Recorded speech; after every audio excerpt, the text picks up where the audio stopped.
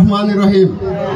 আজকের ব্যাক্সের সংবর্ধনা অনুষ্ঠানে আজকের আমাদের প্রধান অতিথি আপনাদের সুপ্রিয় মানুষ এবং আপনাদের সবচেয়ে মনের মানুষ সৈয়দ ব্যারিস্টার সাইদুল হক সুমন উপস্থিত, সভাপতি উপস্থিত, বিশেষ অতিথিবৃন্দ উপস্থিত, আগত বিভিন্ন এলাকা হইতে সুধীবৃন্দ, আসসালামু আলাইকুম।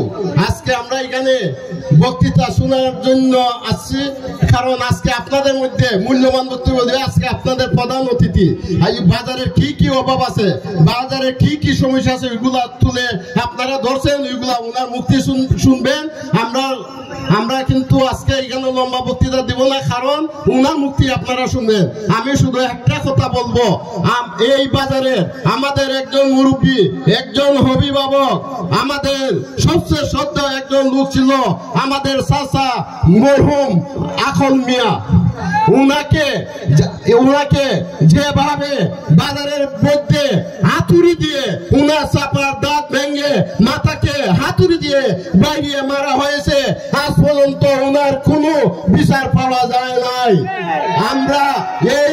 আজকে আমরা বিচারক পেয়েছি, ব্যারিস্টার একজন বিচারক, ব্যারিস্টার একজন সংসদ সদস্য, আজকে ব্যারিস্টার একজন সারা বাংলাদেশের আলোড়ন সৃষ্টিকারী। উনার মাধ্যমে আমরা একটি দাবি করব, আমাদের আখল চাচার বিচার দ্রুত গতিতে আমরা দেখতে চাই। আমরা দেখতে যেতে চাই আখল চাচাকে এইভাবে কেন হত্যা করা হইলো এবং কেন হত্যা করা হইলো, ওইটার বিচার আমরা আজকে ব্যারিস্টার সাইদুল হক সুমন এমপি মহোদয়ের কাছে আমরা জোর দাবি রইল। আর আমি আরেকটা কথা বলে আমি শেষ করে দিব। আপনারা জানেন, আমরা সবাইকে যদি মেরে ফেলে আমরা কোনো বিচার পাবো না।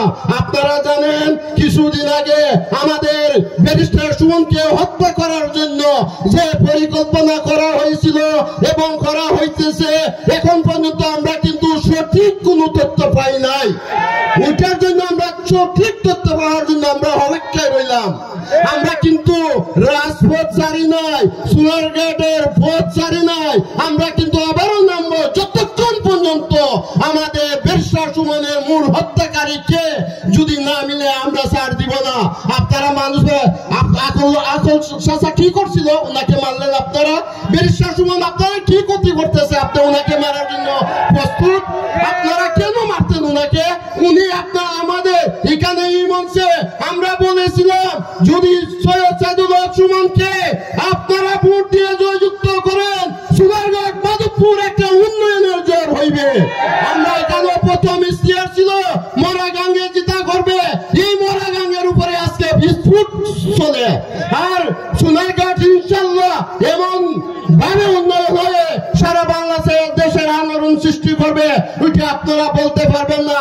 একমাত্র ব্যারিস্টার সৈয়দ সাইদুল হক সুমন বলতে পারবে কি যে উন্নয়ন করবে উনি। ওনার জন্য কি আপনারা ওনাকে হত্যা করতে চান? কেন হত্যা করতে চান?